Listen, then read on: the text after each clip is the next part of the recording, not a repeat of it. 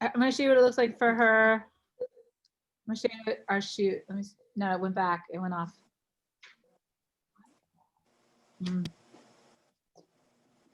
Technology. All right. Now? Here, let me this maybe.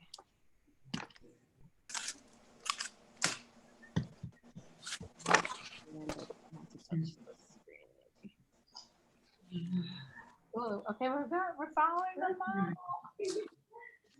It is, that thing is busy. We'll eventually get there. Am I still fancy, guys?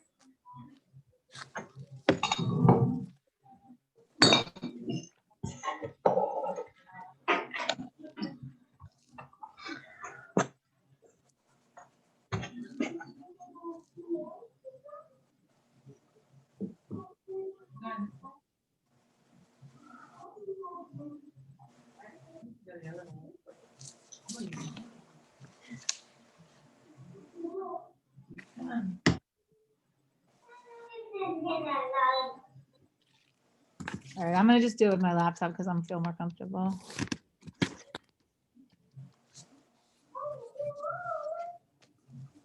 How was everyone's break? Good? Good. All right, I thought it'd be fun to show you guys some stuff. So first of all, these are some things that I've gathered for today.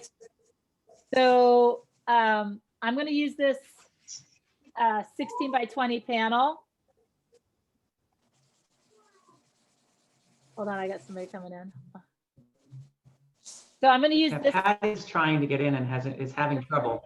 I just got Lavona in. Patty's having trouble? What kind of trouble is she having? Do you know? Yes. Yep. What did she say? I can resend her the link. Hang on. She just asked me if I was able to log in. I'll send her. I'll send it to her again. Okay.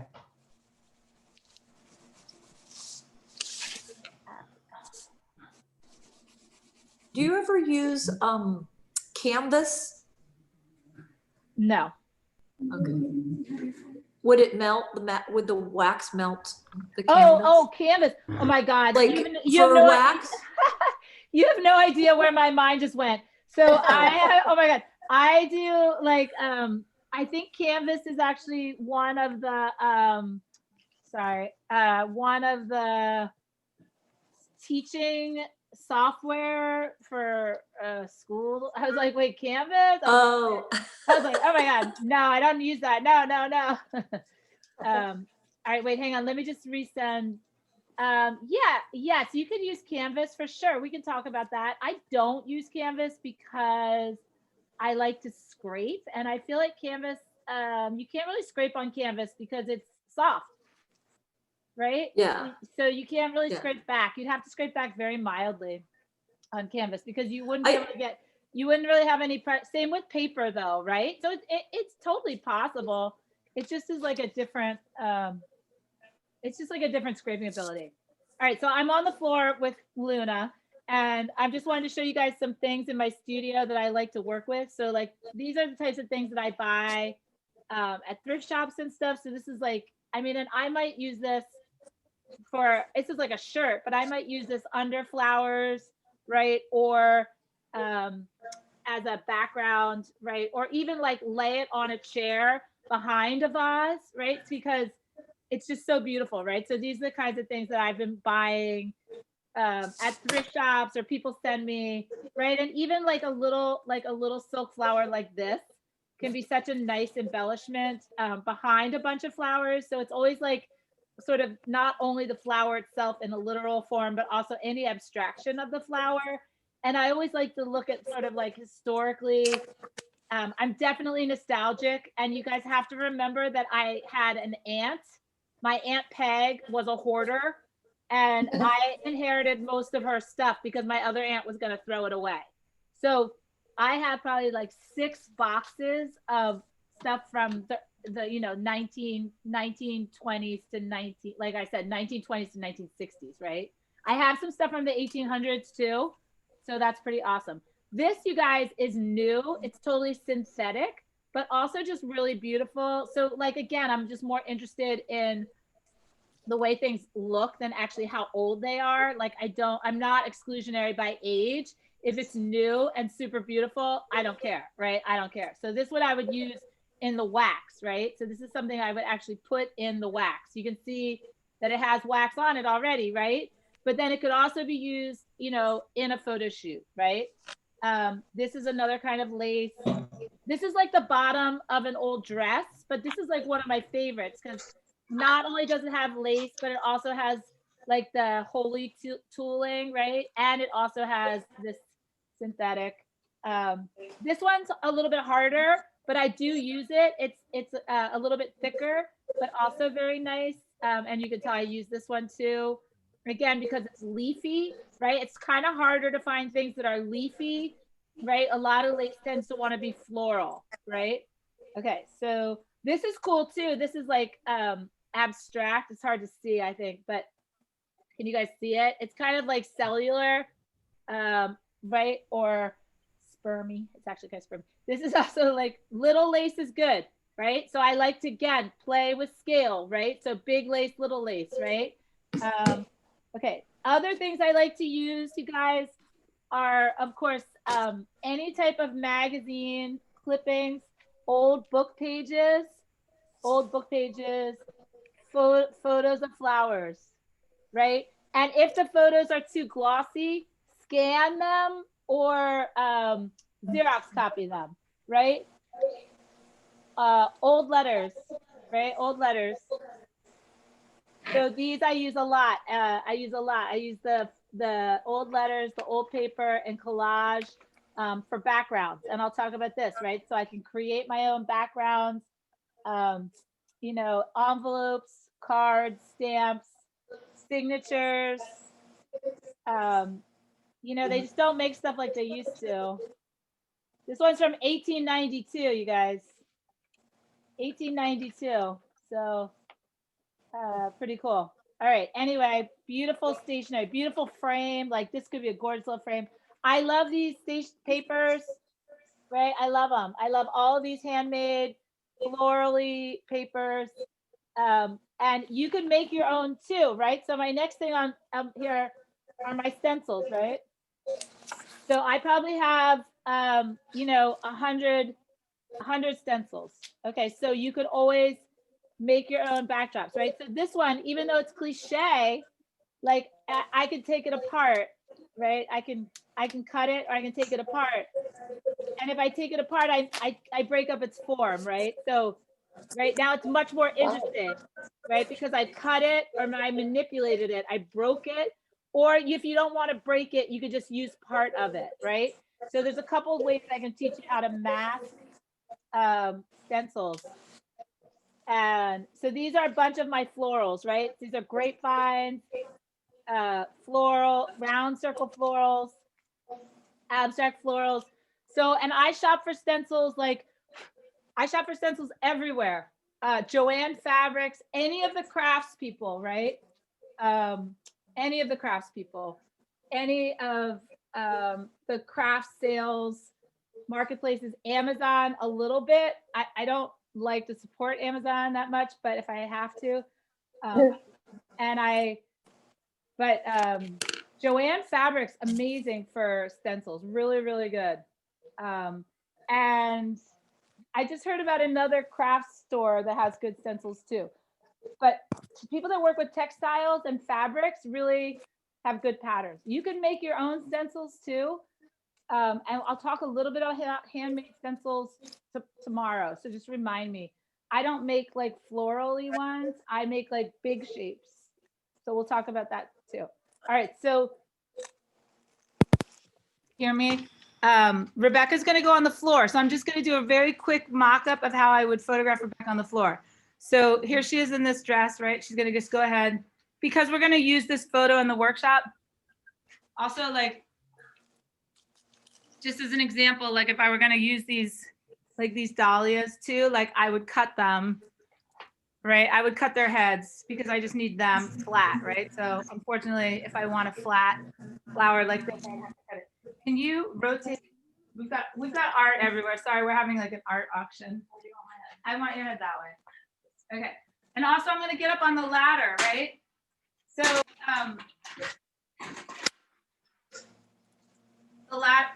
the ladder is important, right? So I'm actually gonna climb up on the ladder. I would try to position her as best I could, and also her knees flat to the ground. In an above photo, you don't want anything coming up at you, so you want her flat to the ground. And then you can style. Then you can really style the clothes too, right? Also, to put your hands out and up. Right. So, and I also try to open up all the spaces. That's like the worst place I could possibly put my laptop. I'm gonna put it right here. No, hold on. I literally have my laptop, you guys, balanced on a stack of wood panels, which is like just really not gonna work out. And that's not gonna work out either. It has to be like on an angle. What about on this lower one? I'm gonna put it on there. Unless you hold it. Okay. So we need like the third person. Can you guys see her now? Wait. Yeah, there you go. There you go. Okay. Yeah, I have a little table. Hold on. Here, put that on you. Yeah. So yeah, put it on your ear like we had it before. Right? So then if I was gonna go up on the ladder, I would be up here, right? And so this would be my view. And then I would ask her to stretch her legs out, right? So that's kind of it. And your knees, like move your knees so that one knee's further apart. Yeah, one knee's like towards the desk and one knee's back. Yeah, and then you want to include her feet. And then I would be able to take all those flowers and just lay them on the floor, right, all around her. And one of my new favorite things, you guys, I'm in love with these calla lilies. These little calla lilies, I'm just in love with them. And I've been making corsets out of them. So if I could give you your first floral assignment, like use these little, right? And if you just put them in the model's hand, you can style them like as if they're clothing, right? So that's almost like the ribbing, right? And then you can just, again, go up on the ladder. And then like you can take a number of pictures, like you can kind of add, wait, someone's coming in. Hold on, sorry, someone's coming in. Did Patty get in? Patty, you're in, right? Okay, right, so here she is. Right, and the calla lilies are beautiful, even that one simple flower. And then if I had a bunch more flowers, I could lay them all along her side, right? And here I am up on my ladder. So just a simple step ladder, right, works really well. So hopefully that was fun. Was that fun? All right, we're good. That was exhausting. I can't tell you. I don't know what you do in normal life or harder on Zoom. Okay. But hopefully that'll give you guys lots of ideas to work on the floor, because I think you have a lot of superpowers on the floor, right? With being able to control the flow of the fabric, right? And really form it. You could like pin it out. You can also stuff it, right? So like you could use paper or extra paper to stuff the clothing too. Like I love hoop skirts because when someone's standing, it just gives the dress more dimension than just going straight down. So a lot of what I do with Encaustic is actually like fluff stuff up, right? And make it bigger than it is in real life. And that's why I like to paint photos, because I want to make it more interesting and more dramatic. So fluffing stuff up, literally like a bunch of packing material under the dresses, right? And also adding dresses to dresses is also something that I do. So even if I have a model in one dress, I might make it like lay another skirt or two underneath the skirt she's wearing to make it longer or bigger, which is also something that I do in Encaustic, right? By kind of doing it with paint or wax, right? By making the people seem bigger or smaller, and the flowers seem bigger or smaller than they actually are in reality, by making them, puffing them up. All right. So we're working on printing. Like during our lunch, we worked on printing the images that I showed you of that floor scene. So I did exactly what I said. I'm just gonna show you guys and Rebecca's never used my printer before, but she's nothing like in the moment, right? So this is what I did. I did exactly what I said I was going to do, right? Which I made small, medium, and large of this picture. And then I made small, medium, and large of this flower picture. And then I also made this picture of her on the floor and this one. So I'm going to lay it out. I gave myself options. Sometimes in my head, when I conceptualize or start to build an image, I don't know if it's going to work out. So I give myself a couple options so that when I'm in the studio, I can lay it out and give myself choices before I glue, right? Because once I glue to the panel, then I'm kind of like down the road. Or once I start to paint it, I'm down the road.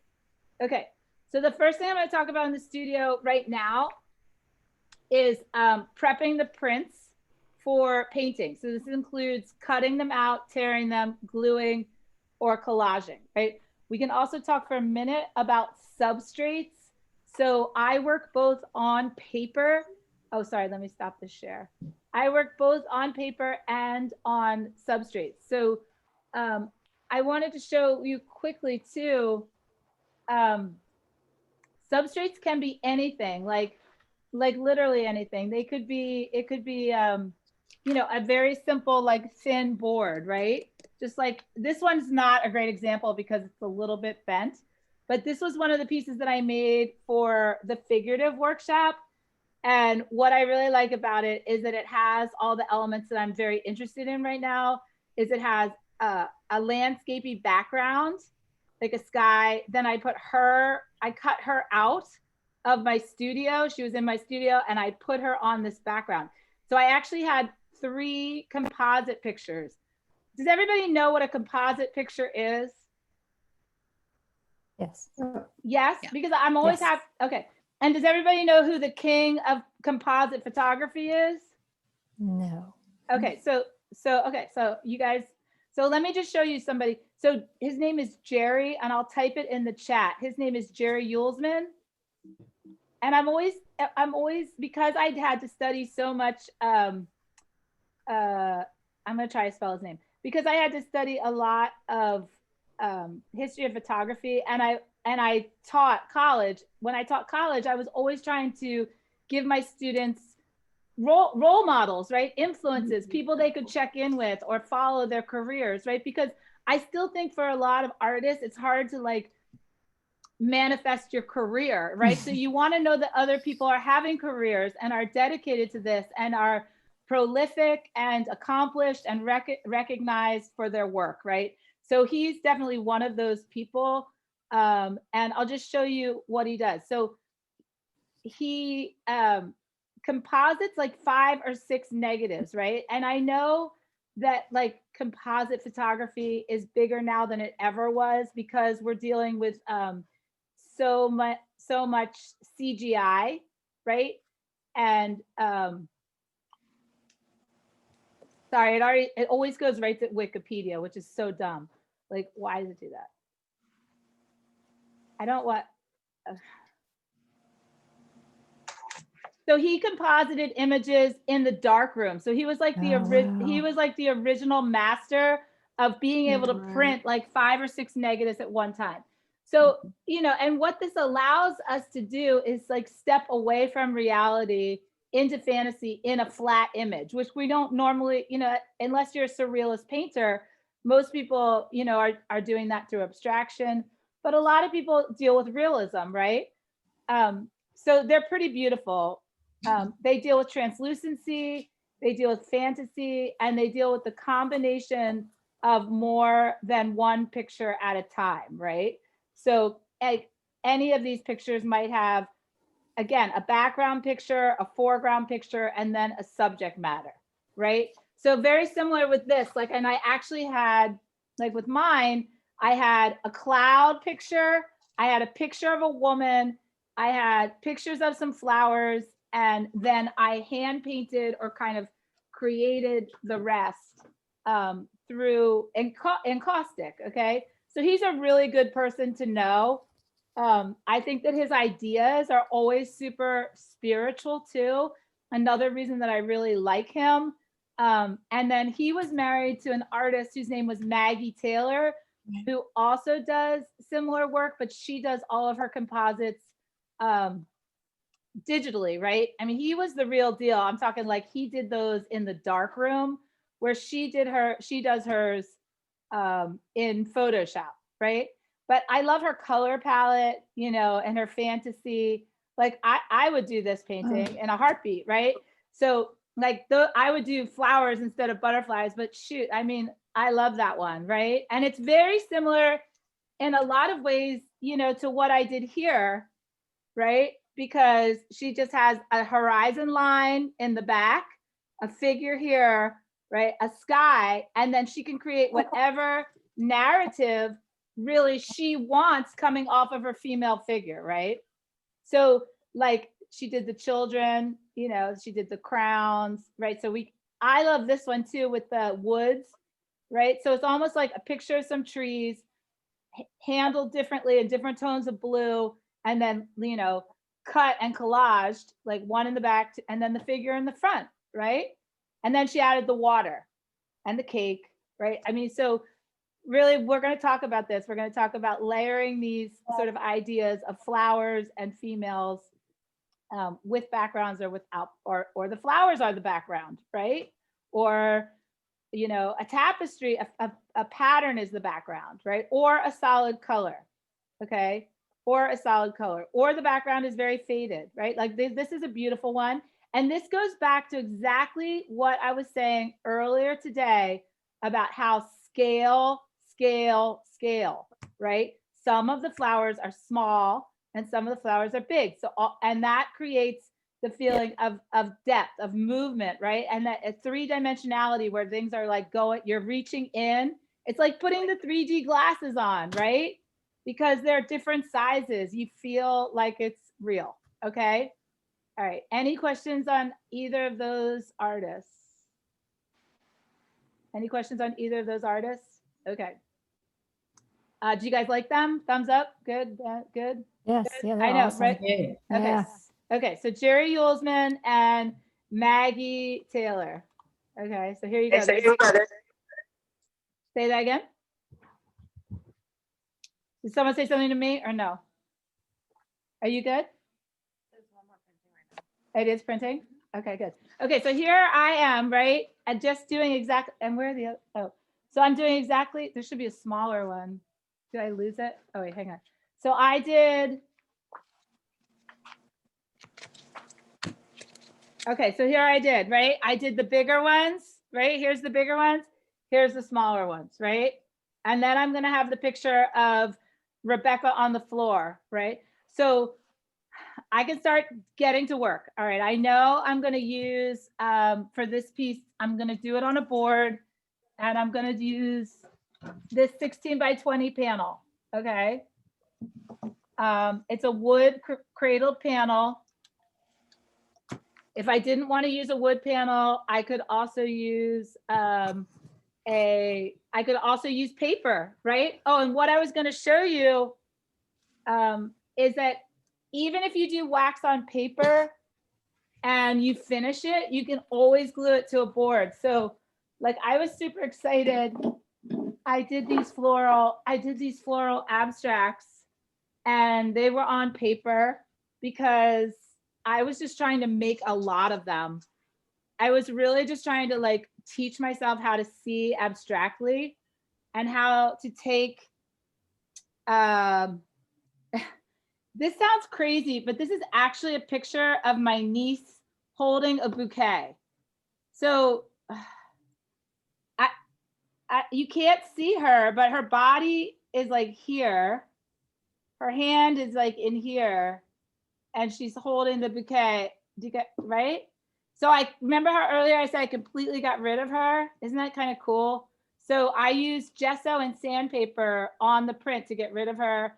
And then I just started really abstracting the flowers. So I'm definitely going to talk about this style because in my mind, it forced me, it like threw me forward. Like it made me a much better painter. It allowed me to start thinking in totally new ways about what I could do with flowers. And it gave me a lot of independence and freedom from actually needing a flower there to be able to paint floral. Okay, so I mean, I don't know. Anyway, it was a lot of fun for me. So, and then these were on paper. So I just took an old board I had and I just put PVA glue on the back and I glued them together. And I might work on this a little bit tomorrow, but I'm just going to go over the wax the edges so it's not so bright white. And I'm pretty happy with it on the board. That means I don't have to frame it or put it behind glass, right? So it's going to go into a gallery in a week, right? So I did 3 of these and mounted them all. So I'm excited about those. So if you're working on paper, you can always add it to a board is what I'm trying to say. Okay. So if you don't want to commit to the board right out of the gate, you can work in layers on any type of inkjet paper, any weight from 188 to 308. You can work on it with the encaustic and then glue it later. This allows you more freedom to go from piece to piece and less commitment to mounting to a $40 panel. Can I ask a question, Leah? Yes, please. On if you're mounting something with PVA glue after the fact, do you ever run into issues with any wax getting onto the back of that paper and then not adhering to your board? I take a paint scraper and I just lightly scrape the back of the paper and get all the excess wax off of it. And then I know. The only thing that gives me a problem is like if there's like a bump or a chunk, if there's a little bit of wax on there, the wax will glue to with the PVA to the board if it's flat. Only if it's bumpy. Okay. Yep, I've never had a problem. Good to know. So Leah, what is PVA glue? I'm gonna go over that right now. So this is the glue that I use exclusively in my studio. This is PVA glue. It's pH neutral, balanced, archival adhesive, primarily for bookbinding. I used to use Yes Paste, but I just don't use Yes Paste anymore. It's too hard to work with. So I use PVA glue, and you can glue photos and collages before or after. I really think that either is fine. I mean, I'm working on a series right now that I'm interested in because I really wanted to do more. So I'm making backgrounds. Okay, so I'm just like in my spare time, I'm making backgrounds. I'm taking pieces of paper, I'm gluing them together onto pieces of paper that I have in the studio.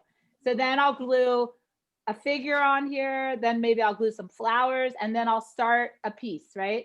But I'm just kind of I do these kinds of things, like I did this one, right? I just do these kinds of things to have around because also they're like busy work, right? Like sometimes at night when I'm too tired to be in the studio, I'll take tracing paper and I'll trace flowers, right? I'll sit there with a pencil or a pen. And I've done some beautiful, beautiful work where I've combined photographs of women with drawings of flowers, where I've just gone and that's like because I just don't want to sit there and not do, just watch TV. So I'm tired. I'll take tracing paper or vellum and a pen or a marker and put it over a beautiful flower, like from a magazine or curtains or rug pattern, and trace the outside line. Right. And then reincorporate them, glue them onto paper like this, and then incorporate them back into my photos. So, and then these could go together, on a bigger piece. I could have, 6 of these tiles together with a bigger figure too. Could be interesting. Okay. Leah, Yeah. let's say you did a thing on paper and you liked part of it and you wanted to put that on a board. What's the best way to cut that down with wax? Do you have to heat the wax and then use an X-Acto, or what would you use? I would use an X-Acto or a razor blade. I would let the wax do whatever it's going to do. Let it just do it while you're cutting it and then heal it. So a lot of things with wax can be healed very simply with a heat gun from a distance, or even just the friction of your hand on the wax, right? You have to remember that wax is organic. And a lot of times too, like, little cracks or something are sort of like part of it. If you just don't love the way it looks, just take your finger or the palm of your hand and you can almost like just rub it like this, which actually creates a lot of heat just because of the friction, and it will probably heal the wax, right? So you can rub the crack closed like healing a wound, or you can zap it very lightly with the heat gun. Okay, so I have a bunch of prints I'm going to work on for you guys, and I have my encaustic gesso, which I love, right? Encaustic gesso. I have sandpaper. My favorite sanding tool, though, is definitely this guy, right? Because it's one block with multiple sanding grits on it. So it goes from coarse to fine. I think these sides are the finest. I think this is the grittiest, right? So remember when I was talking about burning and dodging? So gesso and sandpaper, right? Now you could also, if you really wanted to burn, right? Everybody knows what burning is, right? Burning is making it darker, right? And dodging is making it lighter, okay? So the extreme of burning and dodging would be black, totally black, right? Dark, and white, or so white that it's either cut off or completely pure white, like non-existent, right? So any of those things are possible. Okay. I tend to work in groups of images, right? So I think I've made that clear a few times that I don't like to overwork art. So one of the ways that I prevent my overworking is working on multiples. Also because I'm creating layers, I sometimes need the layers to have time to dry, right? Or for me, time just to have distance from them. I have a rubber mat here, like a cutting mat, right? So, and I have some X-Acto knives, and I have a T-square. I also really like these painters razor blades, right? They come individually wrapped in wax paper. If you feel comfortable with these, I love them. And I use them often. I often like to just get a cleat, right? Okay. Plus I have X-Acto knife, and I have multiple pairs of scissors. So I have all different kinds of scissors, right? And I have a T-square. Did I say that already? Right? My T-square. Okay. So I like different types of edges. So I'm just going to start with this page, right? So I printed them 4 up on a piece of 17 by 22 paper. So I'll lay the paper down, and I'm just going to kind of make some choices about maybe, especially because I have 3 different images. Okay. Do you think you can get my iPhone to work on this? Okay. So one of the first things I might do is take the square and just start to divide the paper, right? I often like to think about how I can extend my image off of the canvas, right? So I'm calling this area the canvas. So if I want to go off the canvas, that means I want to extend the image onto this white paper, right? So let me just say I'm going to divide this equally. So I might just do like my first rip, right? And then let's just say this one, I'm going to make it fairly, this would be like classical, right? Where I'm just going to kind of give it a border all the way around. And I think right from the get-go, these decisions sort of set the pace for the image. So this one, if I left it on this square here, I have what I call an unequal side over here, but I could think about, that sounds weird. I can hear that. I could think about extending, the image, right? So because this is the dark side, I could think about adding more flowers or this idea that this is coming out and going over into this space. So I'm gonna leave, I like this shape. I'm gonna leave it like this. Okay, so that's one. This one, I already know that I want to kind of take this out on this side to kind of fill the frame. So I think what I might do is just hand tear this side, right? So these could just be very impulsive, intuitive decisions that you make. I do really like hand tearing. I definitely feel like it adds something to not be, you know, so perfect. But a lot of people, you know, feel very uncomfortable about something like this. And you need to listen to yourself. There's no right or wrong. Just because I like to hand tear something, that, I mean, this could be totally like, so you might think I'm crazy. So, like, I like this uneven side down here. And now I know that if in the future this piece turns out well, I could mount it to a larger canvas, right? So this is what I'm talking to, mounting it to, right? I could mount it to something else. Okay. So I'm gonna let that one go. Another thing you can do is do like, I always like to think about old fashioned photos and cutting the corners, right? So you could use your scissors and you can round the edges of the piece, right? Also, you can cut right round it. This is an idea. I think this is really fun. It just kind of reminds me of tin boxes, like vintage tin boxes. The other thing you can do is you can think about starting to extract the subject matter from the background, right? So this is like an Andy Warhol-y thing, right? So I can cut along what I call the outside edge. And I could also do, is it on? Yeah, it is. I just Hold on one second. We're trying to get another camera on. Hold on one second. I'm trying to get a tabletop camera on. Hold on. So I'm hitting my head on it. It's not hitting the mat. It's hitting the laptop, but it's still like. Okay, so you guys should have two. You should have two views of my tabletop now. Is that better?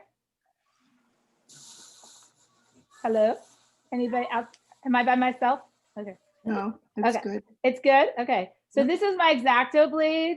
So this is what I'm calling extracting from the background. So I'm going to go around the subject matter. And this could be really fun. The only thing about this, of course, is that it's much more time consuming. And if you want to be like exacting, I recommend just cutting. You see, I'm just cutting away from the subject matter. And this could be really interesting. Like, I know people that just do hand cut paper art. Like a really good friend of mine, Rachel, just does, this is all she does, is she makes all of her art out of cutting. So you can just kind of get in here and then start, you know, breaking it away. And these little pieces could be reused, you know, in a collage or something. And once I started cutting away, like even here, just like making this window, I can start to think about what if I put like, right, this is like, what if I put something behind that window, right? Can you guys see that? Like, what if this is a layer underneath and that red is like, so that it starts to feel holy, right? Like it's coming in and out. And that could be really beautiful, right? So you can, this is just a gorgeous landscape that I got, but it's nice because it's red, right? And red is, you know, and then look how cool you could sort of, you know, do I like this color? Do I like it lighter? Do I like the texture in it, right? So you can sort of constantly be checking in with yourself about what appeals to you as you're working, right? So you don't have to literally commit to cutting the whole thing out. I'm sort of like, and look how beautiful, like I'm always like trying to welcome the moment and evoke spontaneity. I think yours just froze. I think everyone just froze. Did everyone just freeze? No? Okay. No. Okay, good. All right. So do you see like even here how I kind of like half tore it? I know once I start painting that that's gonna be really beautiful. Okay, I'm trying not to be boring. I'm sorry if this is taking too long. I'll just do a little bit. Does everybody kind of have the idea of what I'm getting at here? It's really just like, you're sort of you're just cutting out your subject matter. And then you can combine this photo with another photo, right? And sort of how you cut it out. I tend to cut on angles, which is kind of interesting.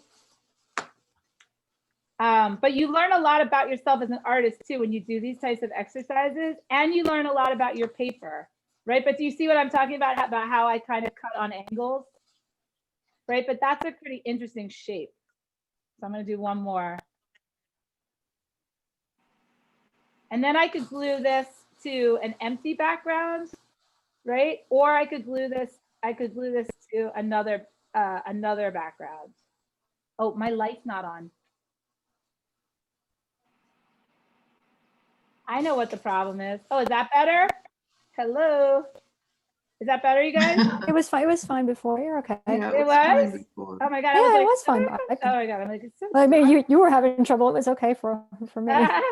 you can see it. It's hard for me to like, well, I shouldn't be playing with X-Acto knives and looking at this.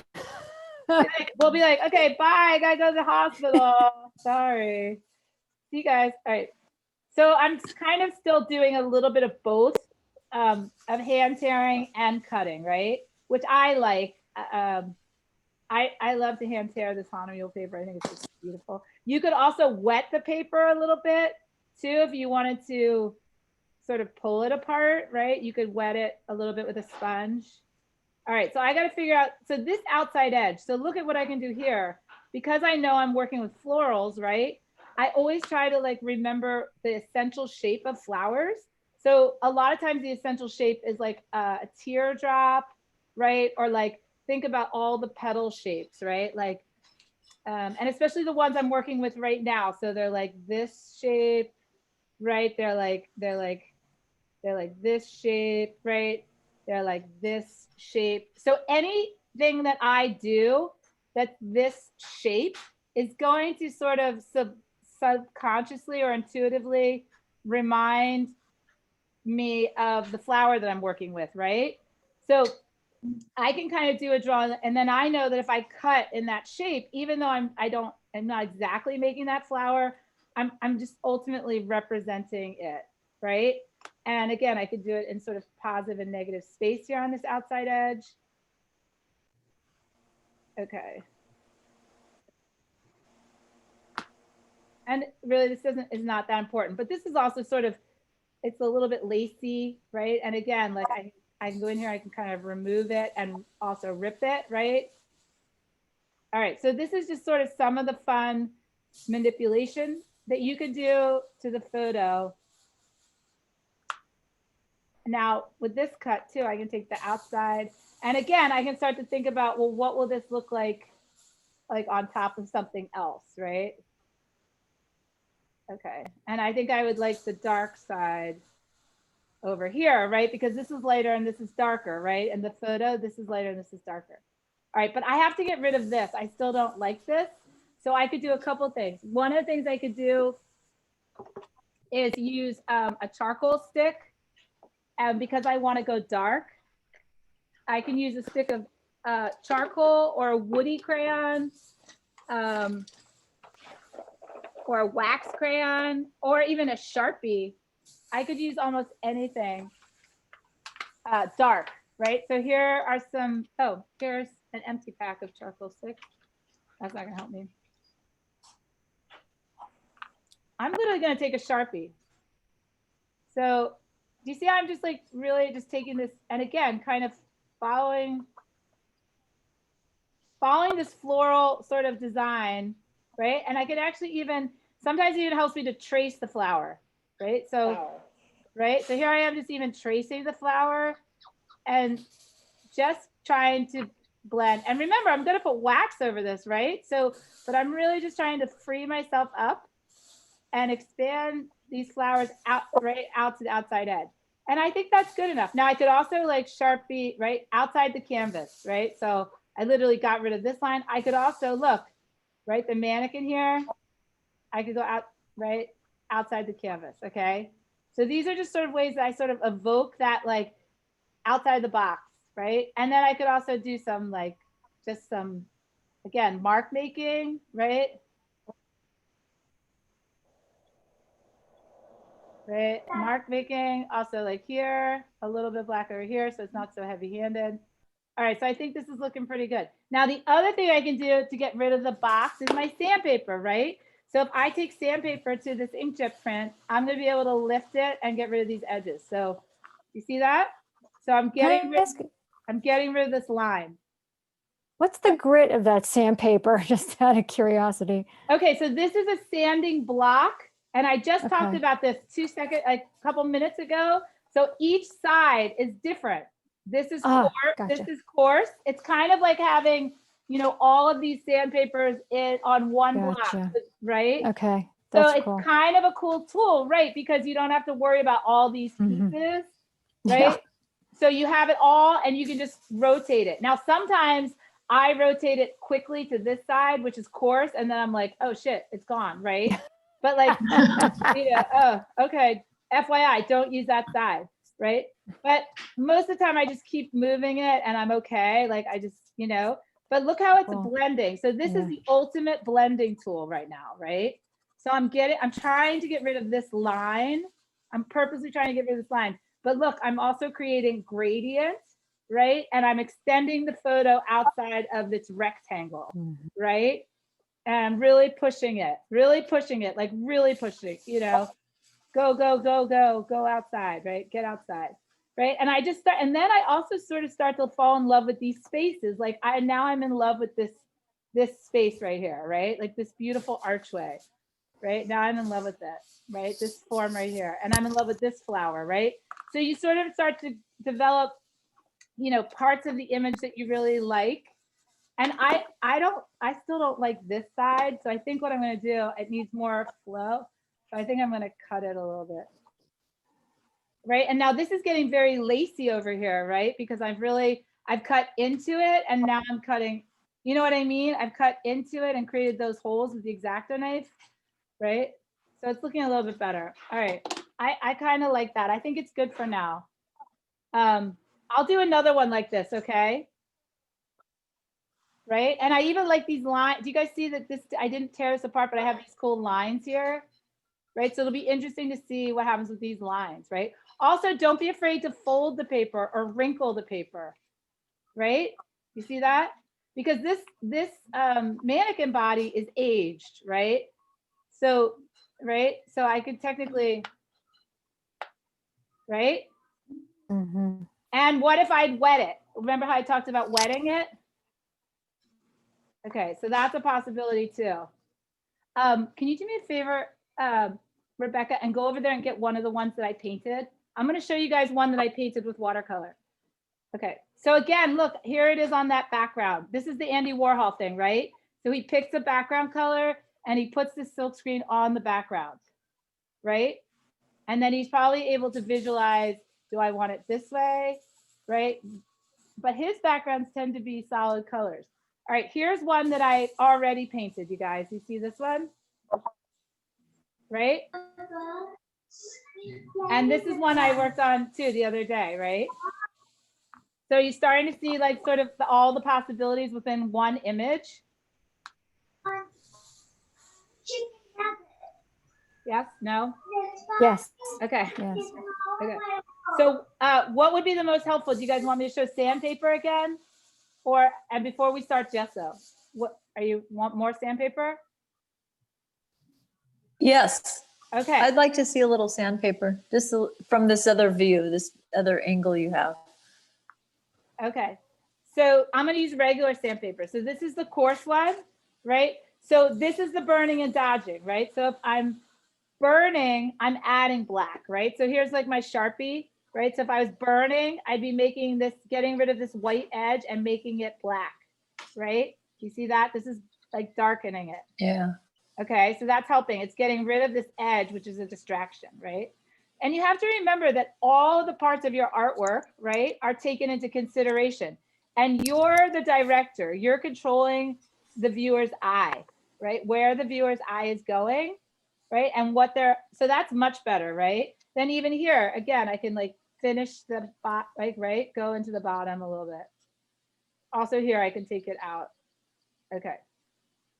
Right, so I can kind of, again, this is like the ability to sort of drawing, painting, photography, right? With the flowers, right? And any shadow that you want to kind of darken here, right? You can kind of go along the outside edge with any black drawing tool. So Sharpie, woody crayon. Does everybody know about woody crayons? Yes. Okay. You could do it with a pencil, a pen, or black gesso, right? Or charcoal. Another thing that I sometimes like to use on the prints are pastels.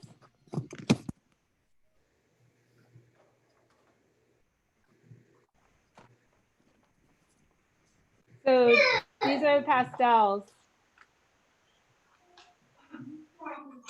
And they go on dry, right? So we're still in like a dry processes, but you can take the photos, you can rub them, right? And expand them, right? So they're movable.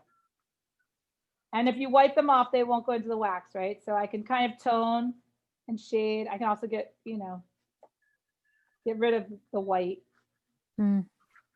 It's just blending, right? So it's just kind of like you're like, did anybody ever do any like spotting or toning with photos in the darkroom days? So you would like blend any white area or dark area. You just wouldn't want it to be, you want it to be either gray, like just match. All right, so let's say I'm gonna scratch up the bodice, right? So this is a fairly rough sandpaper, right? So this would be dodging, right? Because now I'm making the bodice whiter or brighter, right? Because I'm removing the gray ink, right? Up here, it's already pretty white, but say I wanted this side white too. And I'm also creating texture, right? So not only are we talking about light and dark, but we're also talking about texture and visibility, right? So if I scratch away part of the photo, I'm making it less visible, right? And when things are invisible or fading, they tend to, again, speak to our sense of loss, right? Or like loss of vision, loss of clarity, loss of life, right? So these are the kinds of things that we're suggesting when we're removing the photo. Okay, right? So we've added a lot of texture to that one, right? Okay, everybody see it? Okay. Is that helpful? Yeah, can you hold it up at the screen so we can see There you what go. it looks like? See, no, From a I don't different get that. I'm volume. not getting that view. Which view? I'm not seeing your overhead at all. Oh, you can hear me. Oh, now you're all frozen. If you scroll down on the side to, it's a It different. won't let me, it's funny, it won't let me,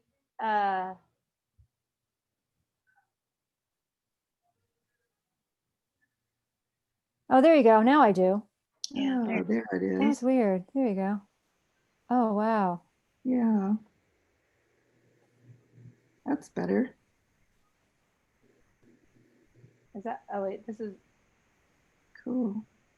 right? So I did a little bit of drawing at the bottom, right?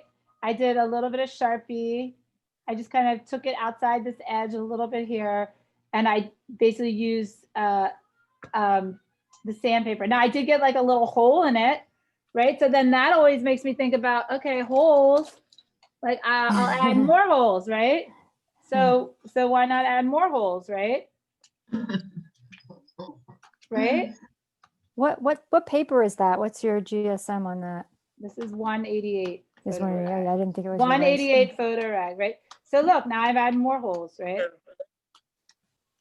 So now this is created kind of like, I mean, again, these are just freed up, like, things that you can do, and this is like that's pretty cool. Right. And then again, you could go back to like, if you're putting this on another layer, the red will come through, right? So these are sort of the fun things you can start to think about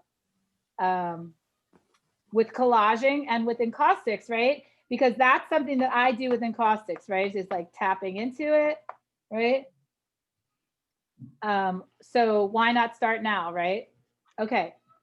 One more thing I was going to show you guys before we start gluing to a substrate.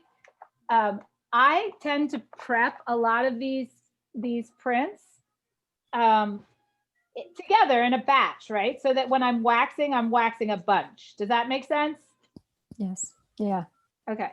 And I also, if I'm gluing on a day and collaging, I tend to want to like, you know, glue and collage a couple to boards if I'm gonna collage. So one other thing I wanted to talk about though is adding encaustic gesso to photos, right? And I wanted to talk about how I abstracted those floral pieces.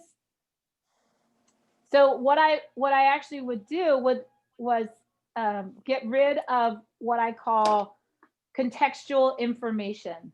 And contextual information was like getting rid of the figure, right? Getting rid of the hand holding the bouquet, right? Getting rid of the association that someone could make to reality, right? So that people could, so you, the artist, could step off into abstraction, and then also your viewer could step into abstraction, okay? And the way that I started to do that was just taking stencils and encaustic gesso and sort of going over the print. All right, so this one, I'm gonna work on this one for a minute, okay? The first thing I'm gonna do is I'm gonna mask the edges. And what the masking edges is gonna give me is it's gonna give me clean paper, right? Clean paper versus waxed paper. So that I could either mount this to a panel or I could mat it, right? I don't like this one. Can you find the blue one? Hold on, we're just looking for I mean masking tape, right? Hold on one second. Thinner, that one's too thick. Okay, so I like masking when I'm doing waxing stuff too, but masking just gives me ability to contain the wax, right? So I'm gonna mask the edges with masking tape. And the first thing I'm gonna do is this tape is too sticky. So I'm gonna lay 4 pieces on my board.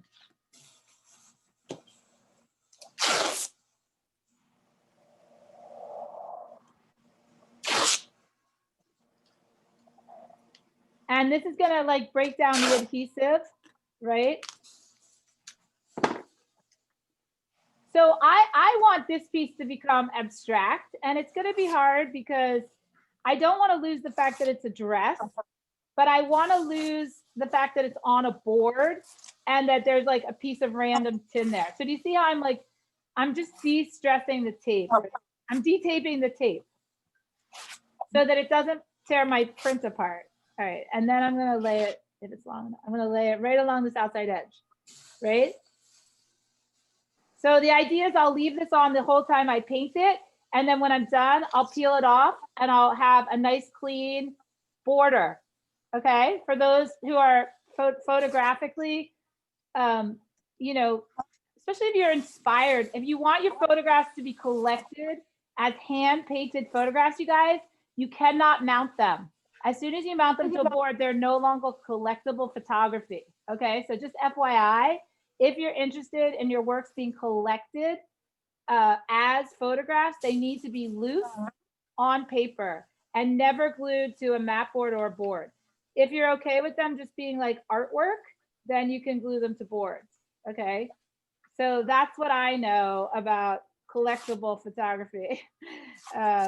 It's just like even very famous photographs that were like mounted to dry mounting board are less valuable than ones that are matted because humidity happens to photographs. So collectors feel like photographs are safer if they're not matted or mounted, glued to another material, which kind of makes sense if you think about them. But the wax is a preservative. So wax on photos is cool. We're good with that. Okay. So my goal here is to abstract this image, and I'm going to do it by sort of confusing the viewer, right? So I'm going to purposely, and also sort of tricking myself a little bit to let go of what I know is in the photo, right? So I think for a lot of photographers, that's like the hardest part of this like mixed media and encaustic photography, is knowing how to let go of a photograph, or which part to let go of and which part to hold right onto, right? Like, and the only thing I can say about that is you have to just go with your intuition and practice, right? And make more than one, again, so that you can have those choices. All right, so I'm going to go through my little, like I already chose like dust and scratches a little bit, so I'm just going to go through my,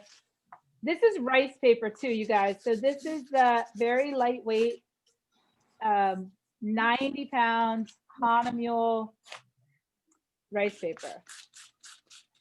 Okay, so I'm just gonna give it a little texture. Can everybody see that? Burning and Yes. dodging, right? So and this is my light side over here, right? So I can make it even lighter. Okay. Okay, now I'm gonna go pick a stencil. I'm gonna pick.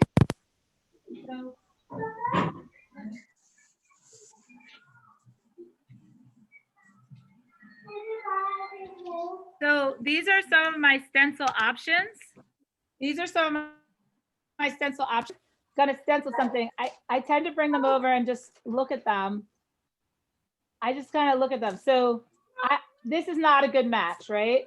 It's just, this is not a good match. That's not a good match. This is maybe a good match. It's the right size and it's the right shape for the branch, right? So and then again, I can think about, I could abstract this way. Do I want to abstract this way? Do you guys see that? So I'm sort of trying to figure out, like, I kind of like that. I could make it all top heavy too, right? Where I have to kind of just make some decisions here, right? So I could go this way where everything's flowing this way, right? So a lot of these decisions are directional, or I could go that way, right? So it would be like two semicircles like this. But I think I like it here. Okay, so that's a keeper. I'm going to keep that one. And then I don't like that one. This is just, I don't like this one. Now I don't mind this one. And I could go bigger flowers at the bottom. Now that would speak to my, and I could go white flowers on the black, which would be very dramatic down here. Can everybody see that? So I could do that. I don't think I like this one's too busy. Okay, so this one's interesting, right? Oh, that's neat. I know, I like this one, right? Because it follows the idea of the tree branch. No branches. Yes, and it's going, now I can flip it and I can reverse it. So that could be interesting, right? So this would be like, this branch is crossing this branch, and then, oh, I like this, right? So it's coming upside down and out this way. That's good. Or it's like a tree going up this way and mirroring. Which way do you guys like it better? Mirroring, like copycatting, or reversing and crossing? I like the downward reverse, right? Okay, so let's try it. Let's try it. Okay, so I'm gonna get my gesso.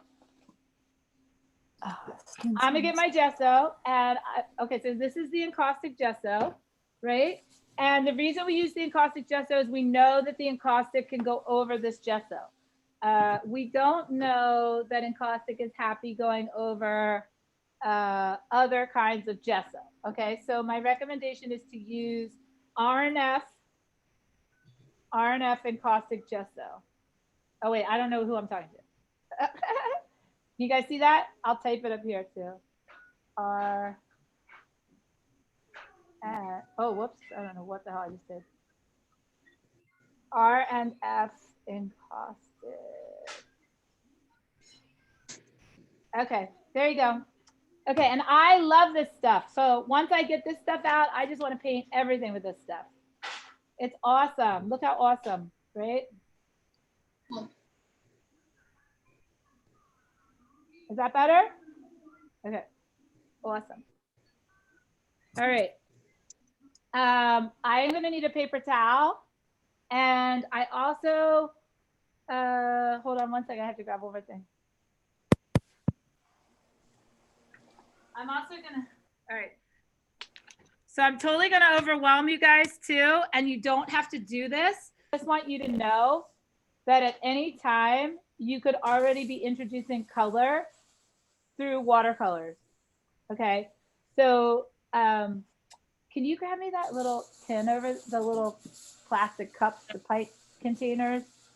Also somewhere I have a white plastic palette somewhere. Anyway, okay. So, whoo, that stuff stinks. I don't know what that was. Ooh, it stinks. So I'm gonna look for a medium-sized brush. And ooh, that smells so bad. Whew, you guys are lucky you're not here. Okay. I don't know what was in there. So I'm gonna put a little bit of gesso in here. And just to show you that I can, if I wanted to tint this, let's just go with a neutral color, like brown. Let's go for camel because it's just a nice color. I can put a little bit of watercolor in there, right? And I can tint this gesso. Okay, did you guys see that? Now I could also thin the gesso. Does anybody know how I would thin the gesso? Add what to it? Water. Yeah. So if I wanted to make this more translucent, so the idea of thinning paint, really in any medium that there is in painting, if you add whatever its thinner is, right? Whatever the solvent is that thins the paint, you're making it more translucent. Okay. Now this is too yellow for me. I don't like it. So I am going to not use it. No, I'm just kidding. I'm going to gray it down. So I'm going to gray it down by adding more white to it. And I'm actually going to add a little bit of black to it if I can. It's just too yellow for me. It's too, I don't know. And I really like to paint in these underlayers, mostly in black and white. Sometimes I'll paint in a little bit of like a peachy creamy color. Now I'm not going to stick this brush back in my gesso, right? So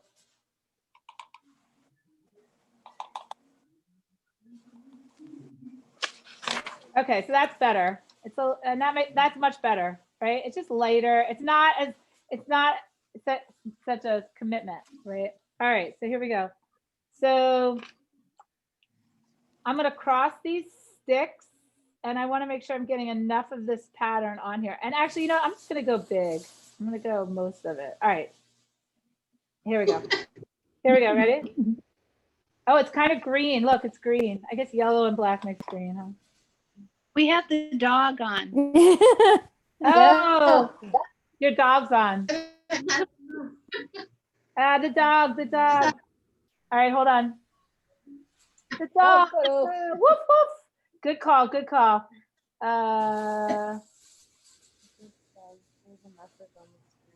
Okay, here we go.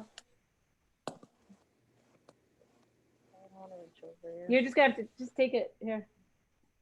There. Yeah. Is it back? Oh, well, now you're on my screen, so.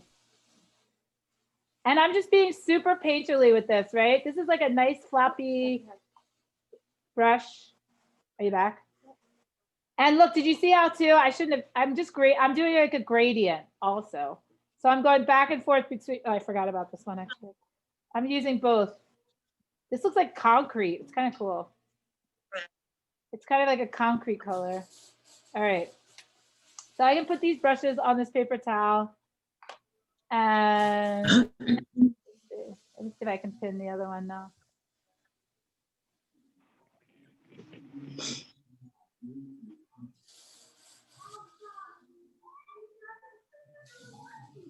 Okay, so let's see what that looks like. Okay, looks cool. Okay. Right, really cool. All right, so I'm gonna do the other one in bright white. But do you see how I'm able to kind of like get sort of like out of my own way and into this kind of like free, like painterly thing. So like, I love this shape up here. So I'm just gonna be super, oh, it's really blown out. Why is it so overexposed? Is that better? Yes. Okay. So I'm purposely just trying to floral, like, right? And I could put a ton of flowers on here in this underpainting, right? So I'm just taking away the spotlight from this dress and the scene by adding these other elements, right? So here we go. Okay, so that's nice. I'm gonna put one over here. Right, and this is like super fun, right? And it might not look like it's turning out that good, but it's actually good because it has a nice line to it. And as my brush gets drier, the flower will get more realistic, right?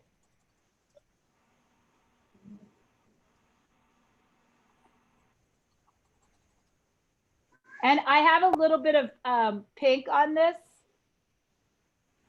stencil, so that's fine. All right, and I think I'm gonna stop soon with this one because I think I have enough. Now I could definitely like keep going here, right? And kind of like change these flowers up on the tree so that they, right? I'm actually combining stencils here. Do you guys see that? So that I'm not like cookie cuttered into this, you know, cherry blossom stencil. So you can just kind of have another life. All right. Now the other thing I can do is just get rid of this blackness over here because I don't think I need it. So I'm just gonna paint over it. See how I want to kind of like make this board look like it's, and again, like I don't have to be too little right now because I'm gonna wait till you see this after I wax it, right? So this is just underpainting. Okay, but I did get rid of that heart and up here too, right? So a lot of times too, you guys, this brush texture for me often looks very floral too, right? Just this brush texture, right? It looks floral. So I'm just gonna blend these outside. All right, I think that's good for this one and kind of blend these edges. So I got rid of all those hard edges, right? So much prettier, right?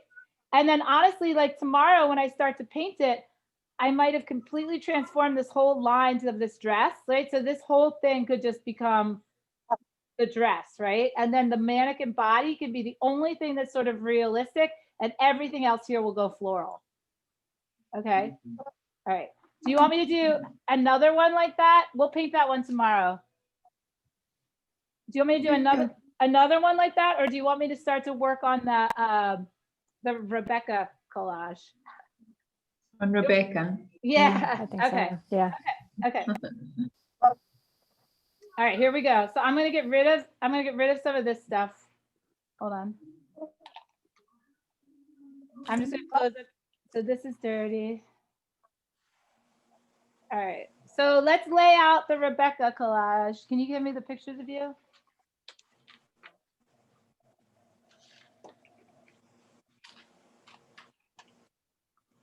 All right. So this is my computer's on my panel. Hang on one second.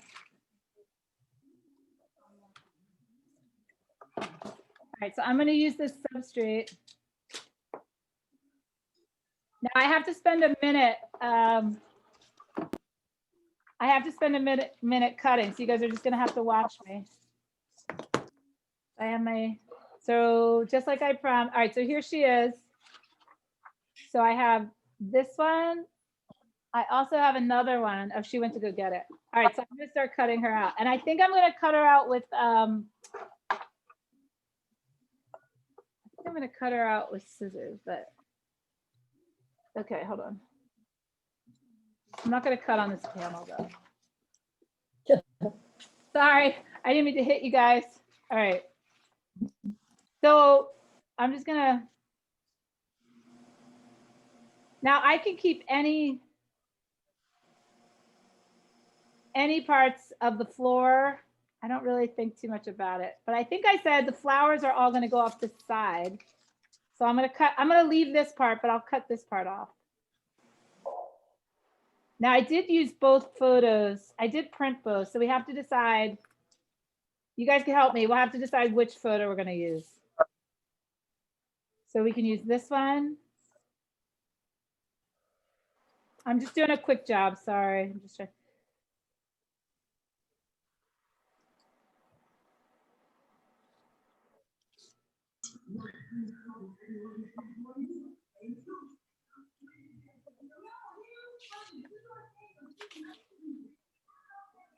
Okay, here we go.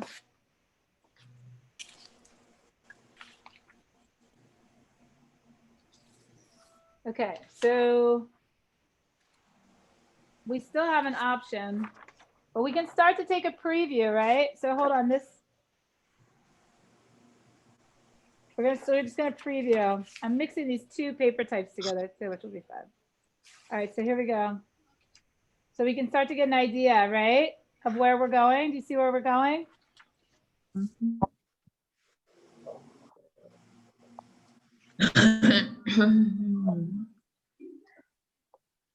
And we have the bigger ones too. So now we're just gonna have to design it, right? So that it looks, so we have this big one too. Let's work on this one for a second. We also have to decide if we want to do the cropped one. Do you guys like the cropped one or the full one? It's hard to tell yet. What do you think? I like where you're going. You like the full one? Yeah.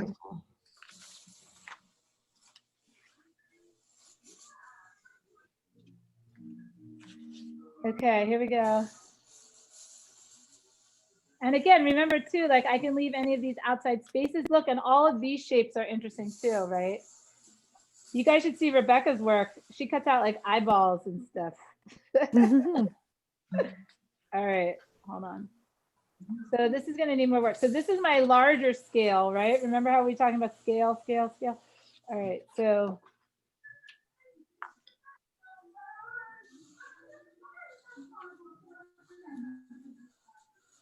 So this is kind of what I was thinking. What do you guys think? Yay, nay, yay. Where, do you know what scissors are? Oh, I have them. I have a medium sized one. Oh yeah, here. Okay. Oh wow, those are really big. Are these bigger? Oh yeah, these are big. Oh yeah, look at them. Right up in your face too. So right, so we could do the same thing we did in the photo shoot, right? Which is like cut them, pop their heads off and put them free floating, right? Or we can keep them structurally connected with the stems. Sometimes I like the stems and the leaves because I think that they're just fun, extra, you know, I'm not against stems and leaves, let's just say. So look, like, I mean, you can really have fun with this though, right? Like, you just have to find the right place for it that it makes the most. I think it makes sense there though, right?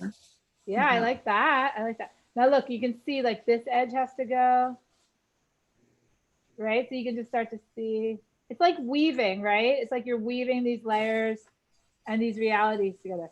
But I kind of think it works well if they're getting bigger at the bottom. That's what's worked well for me in the past, right? Where they're on the figures, like even head right here, but then they're like growing out. It just seems like it kind of makes sense, right? The way nature is, right? That they're growing out. I don't know, what do you think? This has got to go.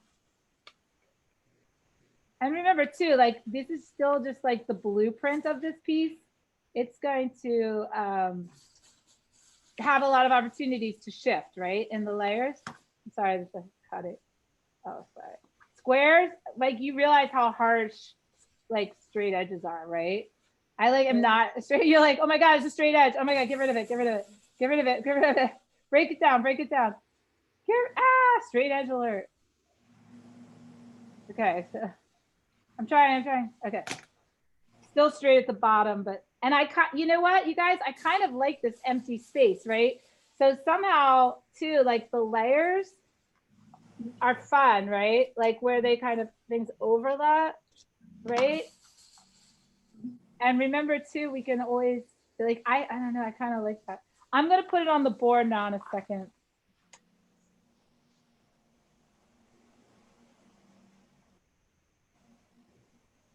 And we still have these really big ones. Okay, and remember too, when we wax, we're gonna use the wax as the blender, right? To blend these layers together. All right, let me see how it looks on the board. You guys are so quiet. Okay. I'm liking what you're doing. You are? Okay. Well, hopefully you'll tell me if you don't. Look how cute these look. Look how cute they are, so big. Really cool. I forget what these holes are from. Looks like your background where you shot it. I know, but there's nails there. Oh, these are nails. Oh. Yeah, I know. It's not my floor. No nails on my floor. I don't know. It's cool. Is it the doors you have outside? No, I don't think so. All right, here we go. All right, here's our board. So I think what's throwing me off is this border, but I don't want her. I'm just gonna leave it there because it's gonna make me save space. Also, remember, you guys, we can change her orientation, right? So like she could be this, I mean, just for argument's sake, she can be here and the flowers can be going up, right? So this is where I have to tell you that I rely on my phone, and I just start moving these pieces around and taking photos, right? Because I'm a photographer too, right? I could see better through my camera. Does that make right? You can always go back to and say, oh, wait, I think I liked two moves before this one better than Exactly, this one now. exactly. So I'm gonna do that. I'm gonna do that right now. So I'm gonna start. Wait. Yeah, exactly. And I haven't committed to glue yet, right? But you know what I love? Like, you know what I'm loving is I'm loving this empty space of this flower, like so much. Like, as much as I love all the flowers, I'm loving like the missing flower here, and I'm loving the empty space here, right? And I feel like these two like also should not be like touching, right? I don't know why, but I love like this cut out. Oh, wait, sorry. I love this cutout line right here, right? This one, you know what I mean? It's like those are like the sweet spots in it. And I could think about cutting her along this line too, because look how beautiful this shape is right here. Like just her chin and her shoulder and her arm right there are so pretty. All right, so I'm gonna, and if anybody wants to call out a suggestion. All right, so this is one. This is one. Okay, we can flip her. So we could also angle her. And we don't have to use all of this. I do think it should go, again, like pause, you know, like we can put these puzzles. Oh my God, there's so, right? This is really where you want to make like 10 of them too.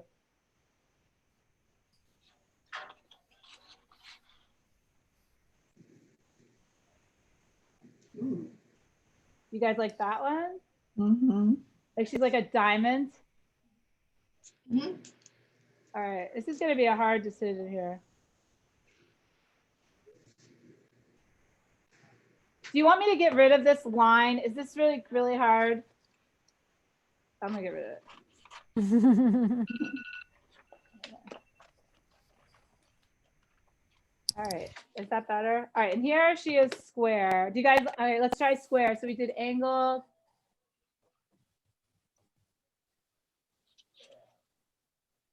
So this is kind of how I was thinking about it earlier, is that it would go from like small to medium to bigger to biggest, right? So this would be the one that would make chronological order and sort of how I pictured it first, right?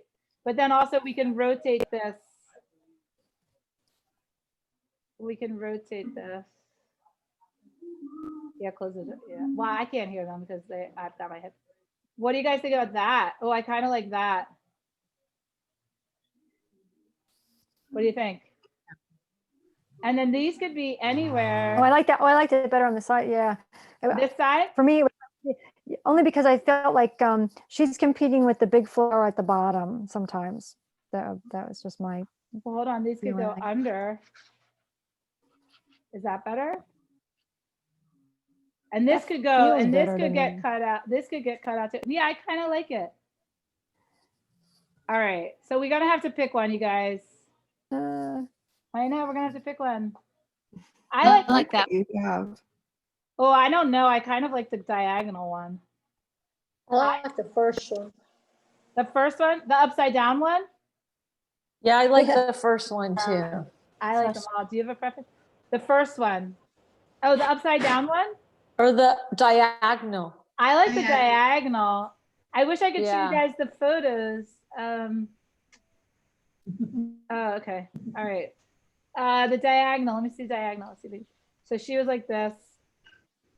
Go back to the diagonal. All right, let's just go for it. I mean, we're gonna make more than one of this, I think, because it's a good idea. Yeah, I did. There you go. Okay. You guys, oh yeah, can you see it? So, Yeah. okay, can you see the phone? Can you see that? Okay, that's the diagonal. I think that makes the most sense because it looks like this one's getting like thrown over here, which is nice. And I like this negative space here, right? It looks like this one's like coming off her body, this one, right? So when you see the negative space, what does your mind say you're going to put in that? Oh my God. So I'm going to put either gesso. Oh my God. So I'm either going to burn it. I'm either going to gesso it or burn it. Okay. But it also is just with encaustic, it's really nice to have quiet spaces where it's just waxy, right? Yeah. Because if you just have always, I mean, and even for me, like some of my pieces are still like older, are just too busy. Like, I'm like, oh my God, because the wax itself is like so beautiful. Like sometimes you just want to be alone with it, you know? It's like, it's almost like those moments where you just want to be alone with yourself, you know? Like as much as you love people, you're like, I just want to be alone, like, right? And the wax is so beautiful. Like you see it, you can, you know, you touch it. It's just purely beautiful. It doesn't need a lot to be beautiful. So okay, so I'm just gonna go for it. So I have to move on also because it's 4:30, but let's talk about gluing photos. So I don't gesso the panel. I don't. If I use the gesso, I use it as an art tool. I don't, unless you want to paint from bright white, right? So you could totally put encaustic medium right on the wood, but what you're gonna see is the wood. Wood grain, yeah. Right. So if you want white, light white, pure white under your encaustic gesso, then you have to gesso your panel. Or you can buy ampersand gesso boards, which come with encaustic gesso on them. And they're fine to glue on, but they are bright white. It does make a huge difference what the wax looks like based on what it's laying over. Okay, so it's just like a translucent layer. Now, sometimes I can foreshadow.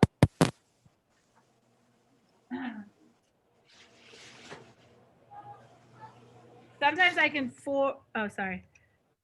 Sometimes I can take a step into the future. A piece of wax paper. But that's brown, I think. If you have a piece of wax paper in your kitchen, you could start to foreshadow what it's going to look like with wax on it. Okay, this is deli paper. This is not wax paper. Can you go run it? But can you go run the kitchen and grab a piece of wax paper? But I'm going to show you because this is kind of a really fun trick where you can sort of start to look down the road at what this is going to look like with wax on it. Because wax is not, it's not totally translucent, right? It's semi-translucent. So it's a little bit like a foggy window. I'm just gonna use, this is a paint roller. I don't generally use this, but I'm just gonna use it right now. So usually I use a foam roller, but this is just a really nice way to get things glued on in a reasonable amount of time. So if you had a littler roller, this is a paint roller. I mean, it's fine. But you want to make sure you get a nice even coat. I like the smaller rollers better because you can also save them. You can just put them in a plastic bag. This one I have to wash. And then if I want to get all the edges, I'm going to go back to my brush. And you could keep the glue in a little pot. Yeah, I mean, you don't have to have negative space in your picture, but for some reason, as I've matured as an artist, I really value, you know, space that doesn't have information in it, right? Like just those quiet spaces. Leah, do you glue the print and the panel, or just the print? I just put the glue on the paper. Okay. I don't put the glue on the panel. Got it.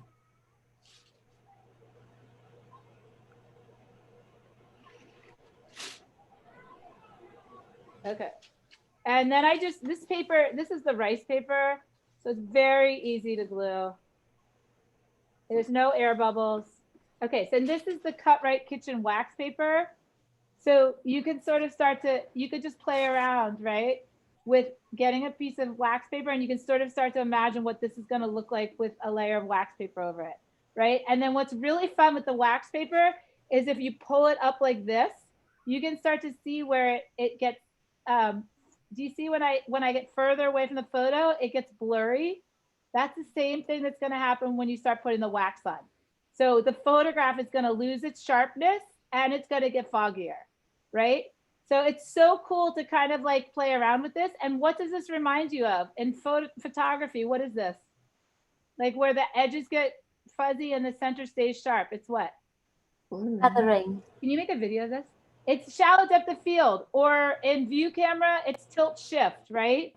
Right, where see the center, her face is in focus, but as I go further inside, that gets less in focus, right?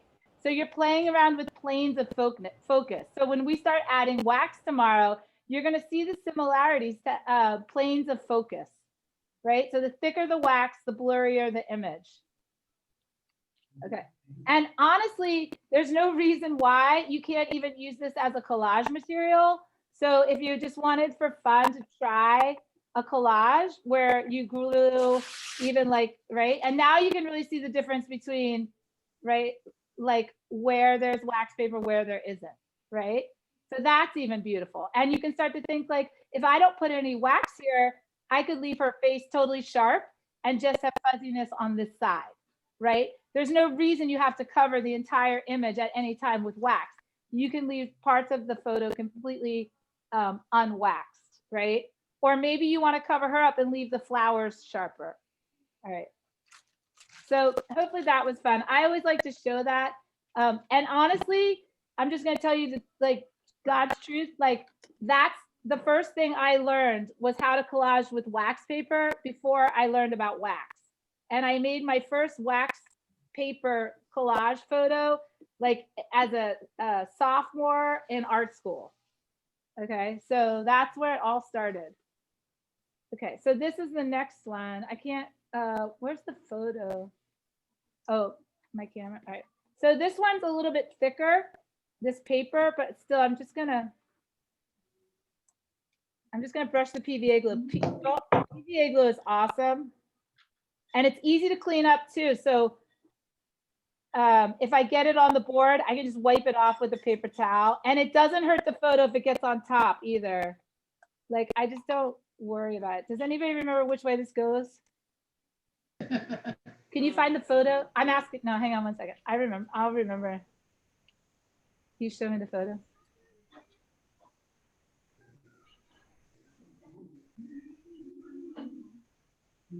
It went stems up. No, I can't tell. Wait, this way? This way. Stems up. Yeah, this way. Okay. Okay. And I don't want to, all right, I'm gonna go like that. All right, good. Okay. So that one's on. All right, now I might have made a mistake though. So can I see that? Can you shrink it? My God, this is my.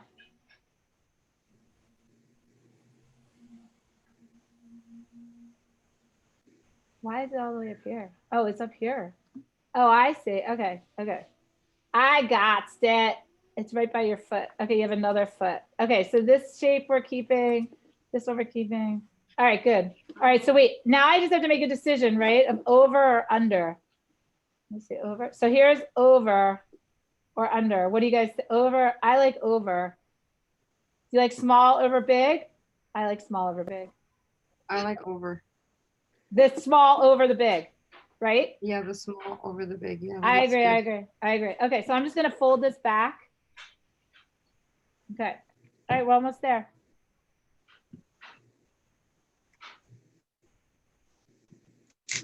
So I'm hoping tonight everybody can have, I mean, maybe you have stuff around your studios, or maybe not. I mean, maybe you just are processing, you know, along with me, that's fine. But if you want to have something to paint tomorrow, you could make a collage tonight, either on board or on paper. If you have your griddle and your encaustics and you've never done it before, you can set up with me, you know, like you can, if that's helpful for you guys tomorrow. Some of you have encaustic stuff and some of you have been doing this for a while. So I'm not going to go too far into the basics. I'm going to go over the basics as like a nice hello and hello, these are the basics, and then we'll move on. But pancake griddles, encaustic medium, a heat gun or a torch. I really like the torch because I like to evoke the alchemy, right? And I feel like the heat gun doesn't get hot enough for me to burn stuff. So I like to use the torch. You don't have to use a torch. Okay, is everybody clear about that? Anybody have questions about that? No. Okay, so the heat gun is just a blower. It's just like a coil, right? Of heat that kind of like puffs, it just blows out, right? It's like a hair dryer. Whereas the hot guy, the torch is like a flame. I use aluminum loaf pans, and I think I put those on the list. So I use any size really of these like aluminum loaf pans to put my encaustic medium in. And I just use like a low grade, non-expensive pancake griddle. And so I'll have that on in the morning and ready to go with wax melted. It does take a little bit of time for your wax to melt. Has anybody else experienced that? Like you come out to, you come out to the studio, you're ready to paint and you're like, oh, wait, I gotta wait like 45 minutes, you know, for this to, okay. So I think I'm gonna go with less of these big flowers. So it's really gonna be like these guys, just these two. That's fine, right? That's what we had before. I'm gonna get rid of this white line here. I have a question, Leah. Please. It looks like you might be getting glue on top of the image. Does that prevent the encaustic from adhering to it? No, I just said that the PVA glue is super cool. It's really nice like that. I mean, no, you're fine. Okay. Yeah. All right. I missed that. I know. I feel really claustrophobic right now because I'm trying to stay under this camera, right? So no, it's fine. I love you. I don't want to be. I want to be under. I mean, so I would normally be at another space, and actually in my studio, I have designated tables for designated things. So I have a totally clean table where I cut and prep prints. Like I don't take glue over there. I don't paint over there. I don't even take pens or pencils over there. Like it's just scissors, razor blades, paper, a paper cutter, because I think it's That's important in a painter studio to have a clean table. And then of course I have the painting table. I also have a table to my left where I'll show you guys tomorrow, where I literally like rainbowed out all my paints. So I have all my yellow, all my blue, like, so I can see all the colors that are possible before I just pick up one and start painting with it, because, you know, you want to be, you know, conscious, you know, and you also want to see your selections before you start. All right, so I'm just playing around. I think it's okay if these 3 are the only ones here. I'm gonna tear this one up. Again, I feel like I would rather this one went over that one. Do you guys agree? Yeah. Okay. All right, I'm happy. I love these leaves. I love this leaf though. So you guys. Can you ever use just copy paper? Or? Yes, use copy paper. Oh my God, yes. Yeah, and I think I even mentioned that earlier. Like part of the theme of the slideshow I did earlier today was to show you like reference, and honestly, like even magazine pictures, you know. Okay. Oh, and I forgot. Oh, and I printed these too, but I can't add this now. Oh, but I could actually. It might be too much. I wanted to show you guys too, like you could get books like this, you know, and these are some of these are not floral, but like this is very floral. Like this is very floral. I mean, right? So sometimes referencing florals without being specifically floral, I think is beautiful. So, you know, you could Xerox copy stuff like this and use it as backgrounds, or like I could add one of these to her head. Like, you know what I mean? This could be a crown almost. I mean, maybe I'll do that. Like some of these this is pretty awesome, you know? So if you have any florals, also like, I mean, just this, like this is ugly, but this is too bright. I mean, it's not ugly, but like just this, right? It's so beautiful. You know, like that is just beautiful, right? So I could just go in here with like a black pen and kind of do a nice outside line on all of these shapes, and then go over this with wax and just lightly hand paint the flowers.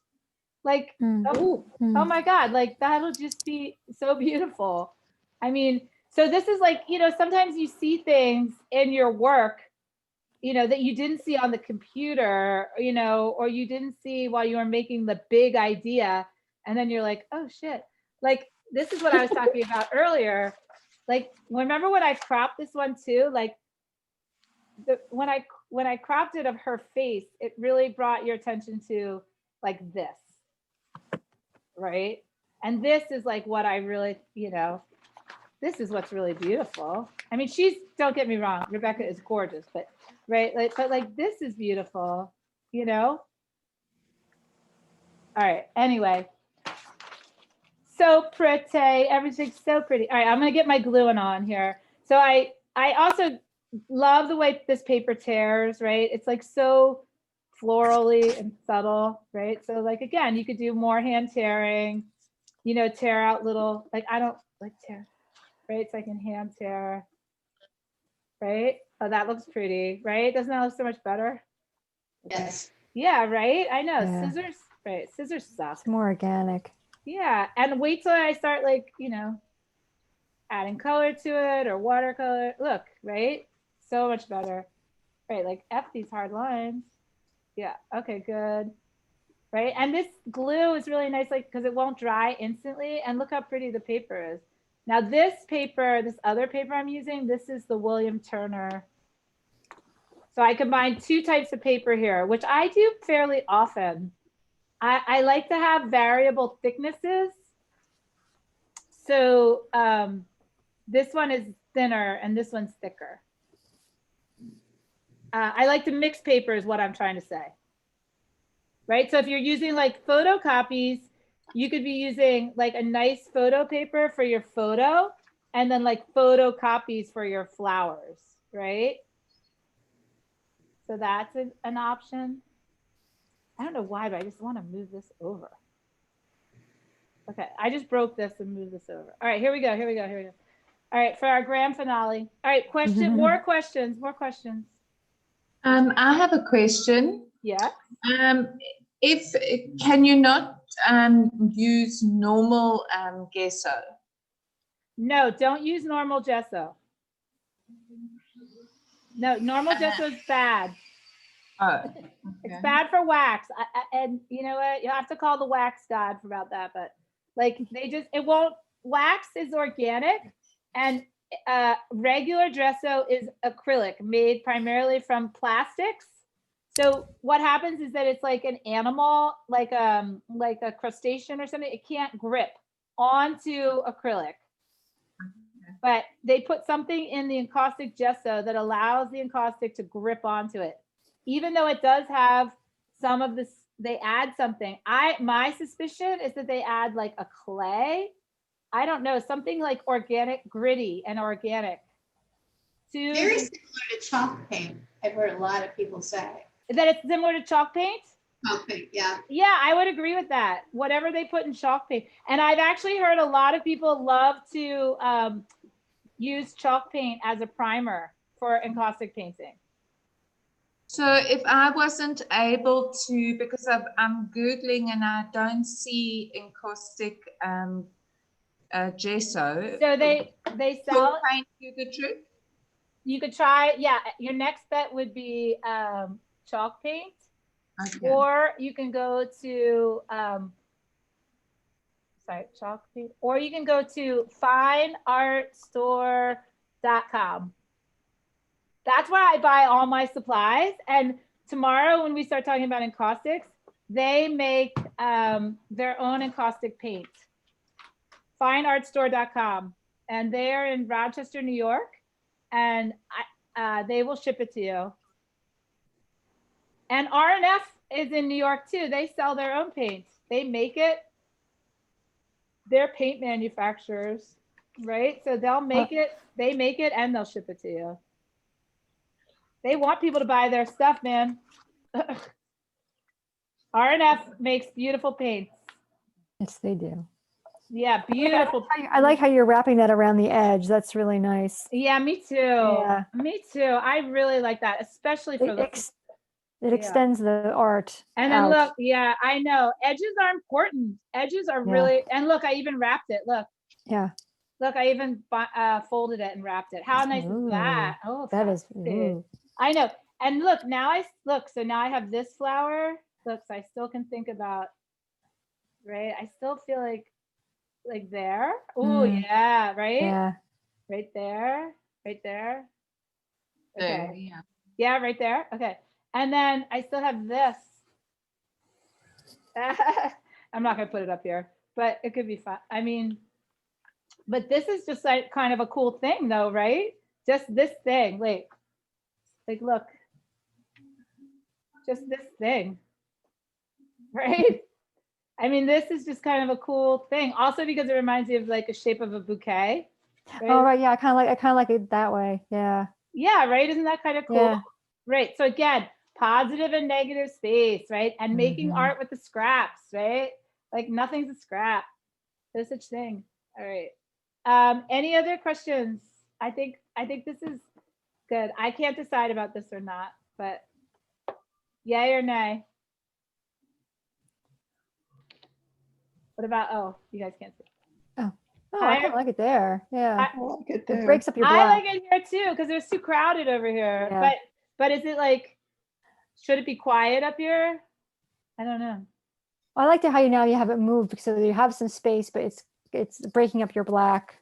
Yeah, I think it should not be here. Yeah. Unless she's throwing it off her, unless it's like just going off the panel.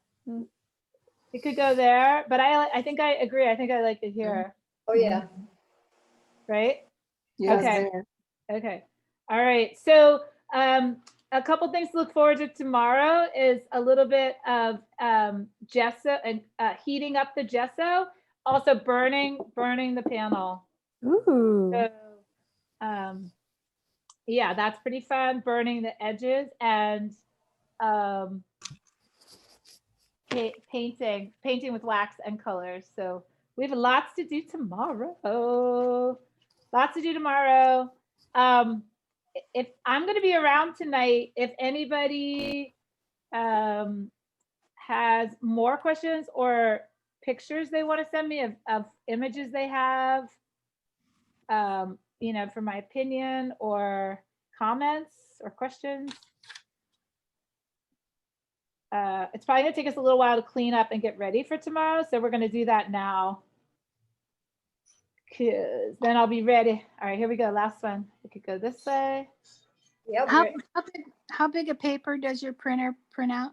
The Epson 3880 prints up to 17 by 22. So when I do big pieces, I do them in pieces. And I divide them up in Photoshop, and then I did 4 48 by 60s for an exhibition here in Philadelphia, and I printed them 16 by 20, 4 by 4, and approximately. And then, yeah, because then I can just do it myself, and I like piecing them together. I actually just recently did a piece. Do you want to grab me the horse piece? I recently did a piece where I cut the photo up into squares and then put it back together. And this could be really nice for floral work. Just because, you know, we're always trying to think of something different with flowers that looks different from what other people do, because, you know, people have been making flower art for a long time.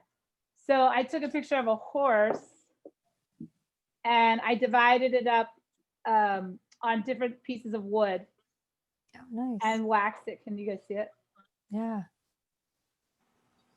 So, and then I put the pieces back together on the panel with wood glue. Very nice. Yeah, it was fun. Yeah. Very simple. Just wax and pigment stick. Yep.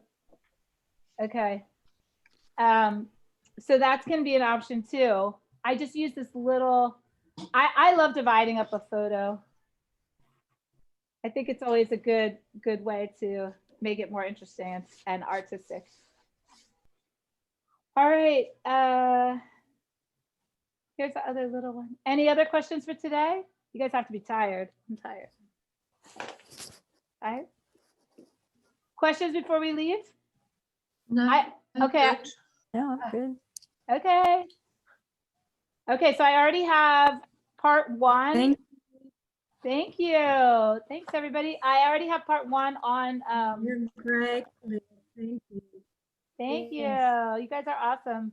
I already have part 1 on YouTube, so I'll put part 2 up in about an hour, and I'll send everybody. Okay, so I'll see everybody tomorrow at 12, and hopefully we won't have any. Thank you. Thank you. That was so fun. Thanks for making that piece with me. You guys were awesome. Oh, thank you. All right. Well, Thank you. tomorrow. Okay. Bye. Bye. Good job, everybody. Bye.